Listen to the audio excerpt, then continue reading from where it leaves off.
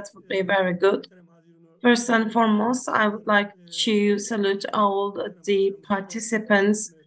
I'd like to thank the ASSAM management in this regard. I'll talk about Saladin Eyyubi and I'll talk about the public order in Egypt. It is a certain period, and this is under a certain registration, and there are records in this.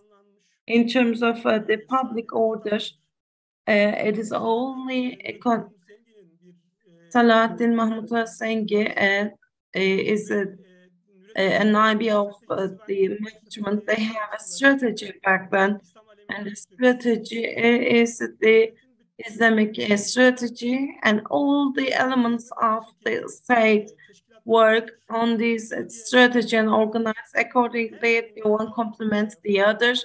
All the elements and their activities should be evaluated within that perspective. A madrasa establishment or an establishment of a water hole is important. It's about the strategy they had. Saladin, within that perspective, had a 5-year of a public order between 1169 and the time in the last 19 years. He stopped by the capital of their own state as Egypt turned into a piece of island of peace. And the project is that there is a secure capital, secure Egyptian seas, and in terms of the water, in terms of the inlands in the Mediterranean, they are protected from the Byzantium, and Tunis, Sudan, and Yemen, they were occupied and conquered. And when we look at these, the problems are the fact that they cannot be away from the places, and they cannot be away from the places in terms of time and in terms of distance. And therefore, the capital can be in order. There will be 3 subjects that I will address at the subject between before Saladin's public order experience and the Saladin's public order politics. In the first 25 years that Egypt was conquered, and there's Amelia part. This is the golden age, and there is when Abbasis were established, the Egypt was neglected, like all the geography, and in every 100 years in Egypt there is a new environment that was born, and have been told in 868 comes to that place a Turkish military personnel, and there is the independence, but there is a new Turkish state, and they cannot come up with a solution to the Egyptian problems. And within that period, in Northern Africa, there is a Fatimi state was established, and the Islamic realm was divided into 3, and there is 5 years later, Shia Fatimiyya state was established, and Egypt was the capital. There was the Cairo was established as a state. There is an abnormal situation there because the Fatimiyas is a Shia state. However, most of the people of Egypt was Ahl Sunnah. So they are living in alliance with the Egyptian people, Fatimiyya state. In order to have the Sunni state, this, uh, the Sunni state were not convinced with that, and they had the Christians over the Muslims. After 100 years, the Fatimiyya state cannot be managed by the Imam of Fatimiyya. And upon that, Fakhri Vali is invited to the headquarters, and there's a business state. There's a Fatimiyya state in the beginning. There is a sultan with and however, Mehdi Jabali, if we can say so, is conducts operation, and he tries to have the public order. However, there are problems among the viziers, and for Fatimiyya state, there's a lack of public state, and this is a way of becoming this disrupted the state. The Fatimi Imamate, for this becomes a guarantee for Fatima Imametin, and Fatimi Imametin, in order to protect himself, he has many soldiers, and in around Antep, there are many Armenians. They were settled in Egypt. There is a military order was established, and among the viziers that caused the opposition to go to the west, and Sheikho, for 3 times he has the mobilization to Egypt, and this is the case in Egypt. And after that, there is the Saladin experience I'd like to talk about. He's from a family of order, and before Zengi Atabeyli in Şirket city, Necmettin Eyüp was a civil governor, and Shah Konser is the security guard of the security commander of the state. And after the city was taken by Mülletin, the family was given to management of the city. Selahattin assumed the role of the security commander, and there are many good poems about this. Selahattin Yusuf Necmettin Eyüp is the name. All the thieves have fear because of women cut their fingers when they see Selahattin, and Selahattin cuts the hands of the thieves. That was a poem about them. And in the second mobilization of Turchkov, he said that in Babain war he has an important commander. He has the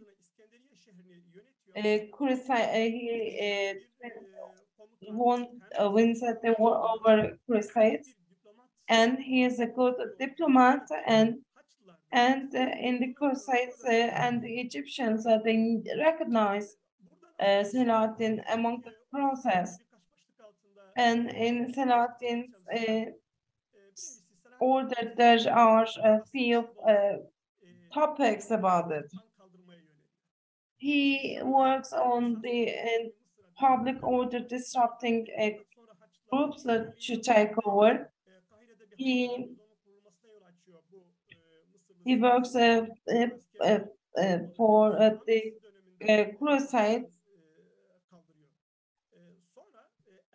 and then there's El Jawhar.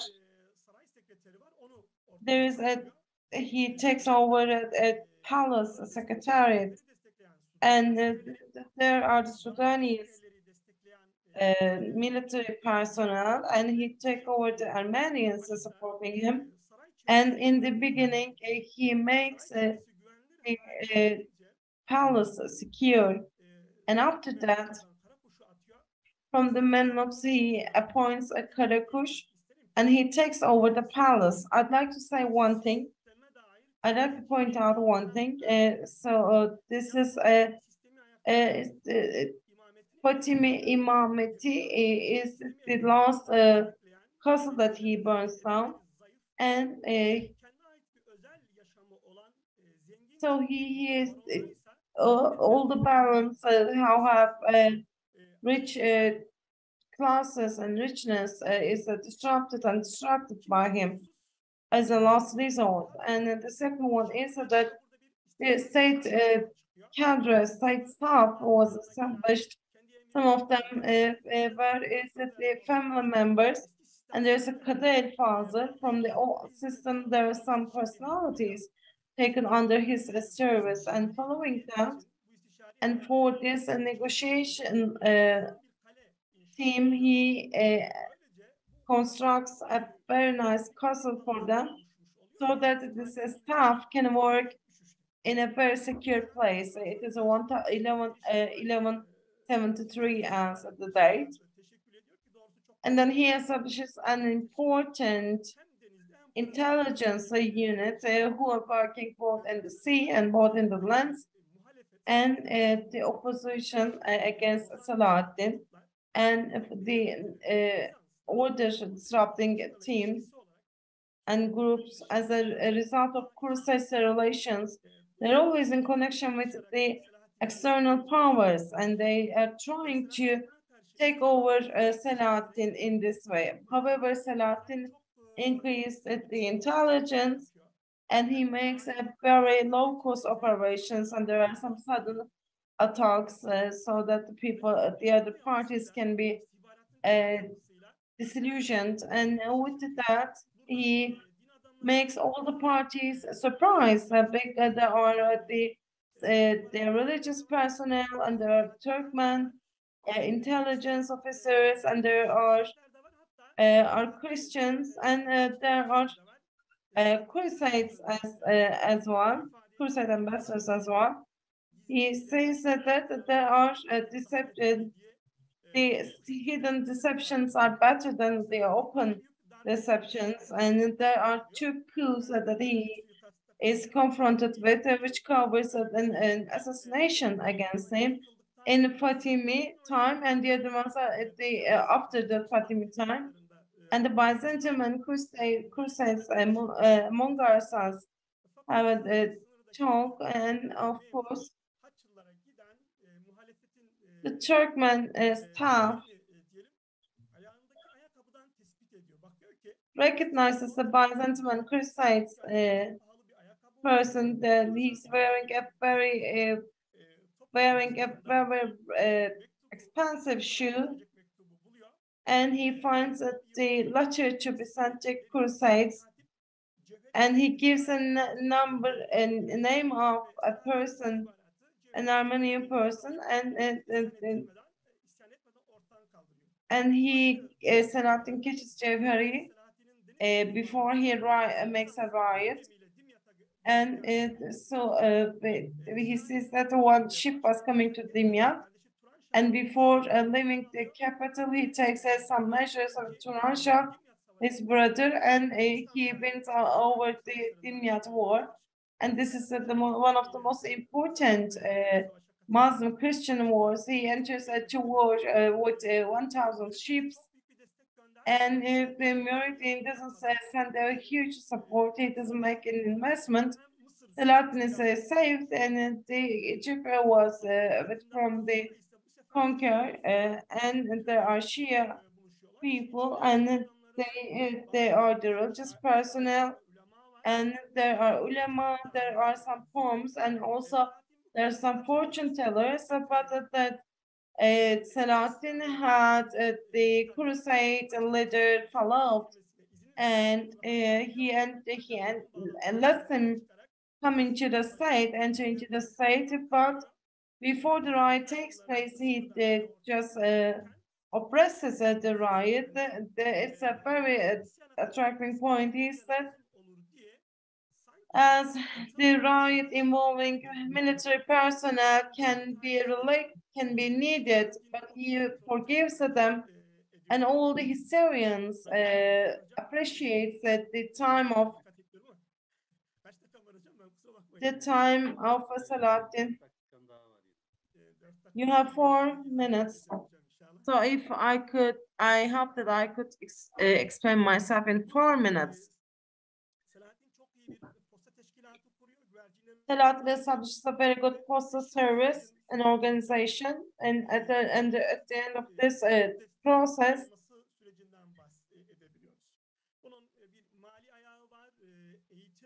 we can talk about the financial, the training, and education part of it. In Saladin, when he carries the Fatima Palace, he distributes all the assets to the people, including the crown, and he establishes a certain environment of trust, and then he has a zakat system in this regard. First, in a public order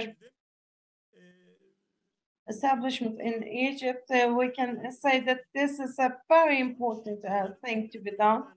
And he takes over the women, and there are they takes all the cut from the offices, and every 2 days he establishes the courts. He hears the Masali courts himself, and there's an integration of the state and the people in education aspect. It takes out a Darul Mayne for Shafi, it turns it into a madrasa for Shafis, and in the most Darul Ghazal, the entertainment center, is turned again in a madrasa. So there is a tasawwuf dargah established in near every madrasa. However, in order not to have them a separate organization, there is a vision who is appointed that they're under one system, and they're taken under one system under the state control. There are people and they are working with the same strategy, so that the preachers are there. These are the people who are financially satisfied in terms of they are happy with the state in terms of financial affairs, in terms of justice, and they start including the Bedouins, they start to serve the state. And Salatin, although this happens for the people who are making right, he appoints a Karakush from Turkish Memluks, and it is a Hükmül Karakush, and there are the Karakush staff that was established, and this is it. As it is the case in this state of Egypt, the people of Egypt think that the non-existence of order, public order, is very good. However, they were very surprised about the Karakush, and as I pointed out, and he closes the drinking places, and he has a certain registration system, and he defines that even that people and there are people staff working in the graveyards, whether they have any debts, if they don't have, there's some measures, if they have debts, that's what were paid by the state. And with the principles that they make a safe capital, safe Egypt, and that it turns into a safe and secure Egypt. Some of the Sunnis, they go to Sudan. Some of them go to Tunis, and under the Karakush, there's a different Karakush. In Sharafettin Karakush control, there is a new mobilization, and in Yemen there are the Shia presence, and Russia is sent to this place, and all around Egypt became a secure corridor for Egypt. So as a result, what I'd like to say is that what makes Selahattin's work easier is it that the state has a certain strategy, the disruption of crusades, and all the elements within this scope was functioning, and between these elements there is a harmony and there is a solidarity, and the people can have a strategy for the state, although there were some strict measures for the public order, for education, for the justice.